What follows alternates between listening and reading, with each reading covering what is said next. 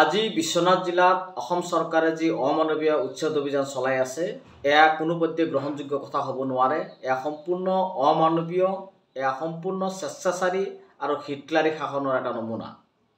য'ত উচ্ছেদ অভিযান চলাইছে সেই মানুহবিলাক কেতিয়া বহিছে? সেই মানুহবিলাক যেতিয়া জনতাৰ চৰকাৰ আছিলে, জনতাৰ চৰকাৰৰ সময়ত সেই সময়ত বিশ্বনাথ জিলাৰ এজন ব্যক্তি পুলকেশ্বৰ বৰা নামৰ এজন ব্যক্তি মন্ত্ৰী আছিলে আৰু সেই মন্ত্ৰীয়ে সেই বান আৰু গৰাখহনীয়াৰ কবলত পৰি সেই চিলামাৰী আৰু বালিডুবি এই অঞ্চলৰ মানুহসকলক তাতে সংস্থাপন দিছিলে, তাতে বহিবৰ কাৰণে ব্যৱস্থা গ্ৰহণ কৰি দিছিলে আৰু তেওঁলোকে চৰকাৰৰ তাতে মাটিও বিচাৰিছিলে। তেওঁলোকে বান আৰু গৰাখহনীয়াৰ কবলত পৰা ব্যক্তি, কিন্তু চৰকাৰে এই কথাবিলাক গুৰুত্ব নিদি বিগত সময়ৰ চৰকাৰে গুৰুত্ব দিয়া নাই আৰু বৰ্তমানৰ চৰকাৰে এই ভূমিহীন মানুহসকলক যি অমানৱীয়ভাৱে যি উচ্ছেদ অভিযান আজি চলাই আছে, আমি এই কথা কোনোপধ্যে মানি ল'ব নোৱাৰি। গণতান্ত্ৰিক দেশ এখনত, কল্যাণকামী ৰাষ্ট্ৰ এখনে কেতিয়াও প্ৰকৃত ভাৰতীয় নাগৰিকক এই ধৰণৰ উচ্ছেদ অভিযান চলাব নোৱাৰে। এয়া সম্পূৰ্ণ বেআইনী মানৱ অধিকাৰ উলংঘন কৰা কাৰ্য। আজি তাতে শিশুসকল আছে, আজি তাতে মহিলাসকল আছে, তেওঁলোকৰ সুৰক্ষাৰ কথা চৰকাৰে চিন্তা কৰিব লাগিছিলে। আজি সেই পৰিয়ালসকল ক'ত থাকিব, কি খাব, কেনেকুৱা অৱস্থাত তেওঁলোকে জীৱন নিৰ্বাহ কৰিব, এই কথাবিলাক কল্যাণকামী ৰাষ্ট্ৰৰ, কল্যাণকামী চৰকাৰৰ দায়িত্ব আৰু কৰ্তব্য। গণতান্ত্ৰিকভাৱে নিৰ্বাচিত চৰকাৰে ক্ষমতাৰ বাহুবল দেখুৱাই যি ধৰণৰ অন্যায় অত্যাচাৰ কৰি আছে এটা বিশেষ জনগোষ্ঠী, সংখ্যালঘু জনগোষ্ঠীক বা আপুনি যদি ক'ব বিচাৰে মুছলমান জনগোষ্ঠীক, এই মুছলমান জনগোষ্ঠীক যেনেকৈ এই ধৰণৰ অত্যাচাৰ কৰি আছে, এটা সময় কিন্তু আহিব চৰকাৰৰ বিৰুদ্ধে সকলোৱে মাৰ বান্ধি থিয় হ'ব। আৰু আমি আমছে এই কথাটোৱে বাৰে বাৰে কৈ আছোঁ যে চৰকাৰে আমাৰ ধৈৰ্যৰ পৰীক্ষা নল'ব, চৰকাৰে আমাক কিমান ধৈৰ্যৰ পৰীক্ষা ল'ব। এটাৰ পিছত এটাকে সংখ্যালঘুৰ ওপৰত যি নিধনযজ্ঞ আৰম্ভ কৰিছে, সংখ্যালঘু জনগণৰ ওপৰত যি অত্যাচাৰ আৰম্ভ কৰিছে, যি অন্যায় অবিচাৰ কৰি আছে, নিশ্চিতভাৱে সদৌ সংখ্যালঘু ছাত্ৰ ইউনিয়নে প্ৰয়োজন হ'লে চৰকাৰৰ বিৰুদ্ধে ব্যাপক গণ আন্দোলন গঢ়ি তুলিব।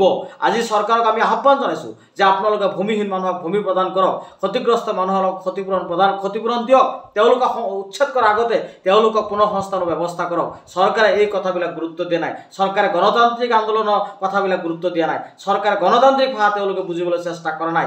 আমছু প্ৰয়োজন হ'লে কঠোৰ গণতান্ত্ৰিক গণ আন্দোলন গঢ়ি তোলাৰ সিদ্ধান্ত গ্ৰহণ কৰিব। আমছু প্ৰয়োজন হ'লে খুব সোনকালে যদি চৰকাৰে এই ধৰণৰ অমানৱীয় উচ্ছেদ অভিযান চলাই থাকে, নিশ্চিতভাৱে আমছে ৰাজপথলৈ ওলাই আহিব, সংখ্যালঘু জনগণক আহ্বান জনাব, সকলো ৰাইজক আহ্বান জনাব যে আপোনালোকে ৰাজপথলৈ ওলাই আহক চৰকাৰৰ বিৰুদ্ধে। প্ৰয়োজন হ'লে দিছপুৰ চলযাত্ৰা কাৰ্যসূচী গ্ৰহণ কৰা হ'ব।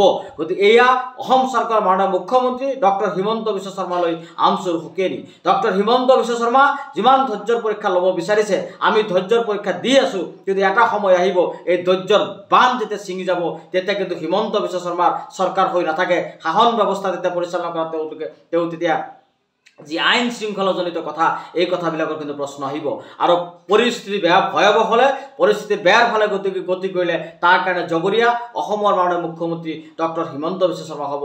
কাৰণ আমি গণতান্ত্ৰিকভাৱে এটাৰ পিছত এটাকে আন্দোলন কৰি থকাৰ পিছতো চৰকাৰে এই গণতান্ত্ৰিক আন্দোলনৰ শব্দ আৰু ভাষা এতিয়ালৈকে বুজিবলৈ চেষ্টা কৰা নাই। কিন্তু চৰকাৰ নিৰ্বাচিত এটা চৰকাৰ, গণতান্ত্ৰিকভাৱে নিৰ্বাচিত চৰকাৰৰ এজন ভাৰতীয় নাগৰিক য'ত অত্যাচাৰী হ'ব, তাতে তেওঁলোকৰ মৌলিক অধিকাৰ, তেওঁলোকৰ যিখিনি অধিকাৰ সেইখিনি আদায় কৰি দিয়াৰ দায়িত্ব চৰকাৰৰ, কিন্তু চৰকাৰে সেইখিনি কৰা নাই। আজি সংখ্যালঘু জনগণক নিৰাপত্তা প্ৰদান কৰিব লাগে, সংখ্যালঘু জনগণক চৰকাৰে নিৰাপত্তা প্ৰদান কৰা নাই। গতিকে বিভিন্ন ধৰণৰ এই ধৰণৰ অন্যায় অত্যাচাৰ অবিচাৰ যি চলাই আছে, ইয়াৰ বিৰুদ্ধে নিশ্চিতভাৱে এদিন সংখ্যালঘু জনগণক আমি আহ্বান জনাম আৰু লাখ লাখ জনতা, হাজাৰ হাজাৰ জনতা ৰাজপথলৈ ওলাই আহিব।